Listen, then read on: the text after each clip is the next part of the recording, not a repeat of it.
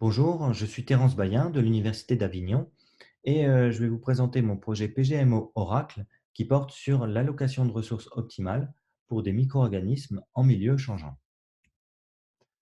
Voilà, donc le problème va consister à reconstruire un certain nombre de modèles donc, qui décrivent le comportement de micro-organismes et en particulier des microalgues.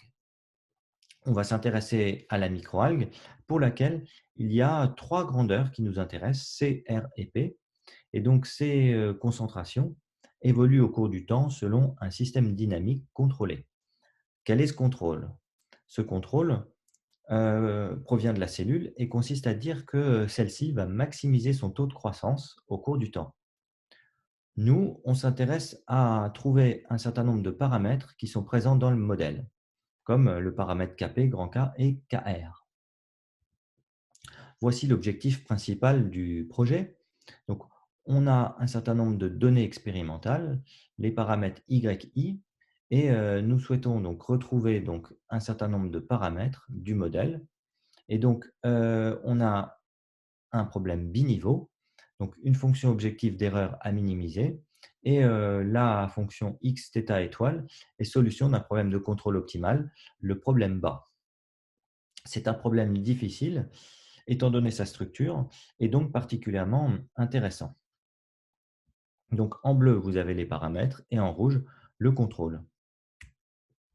Dans un premier temps, nous avons donné donc des propriétés du contrôle optimal, des propriétés de synthèse, avec notamment une étude fine des arcs singuliers. Dans un deuxième temps, nous avons donc donné une résolution numérique du problème biniveau, grâce donc à une discrétisation du problème bas, une méthode directe pour ce problème et enfin donc une méthode de descente pour minimiser la fonction d'erreur. Actuellement, nous nous intéressons donc à des méthodes MPCC. Ces méthodes sont bien adaptées pour les problèmes biniveaux, notamment à cause de la structure KKT pour le problème bas. Voilà. Ces méthodes permettraient également de traiter un grand nombre de problèmes.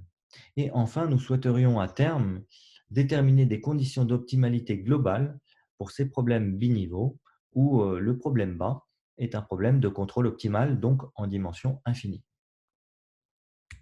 Vous avez donc des trajectoires qui fit nos données, donc issues des paramètres que nous avons trouvés grâce à la méthode numérique précédente.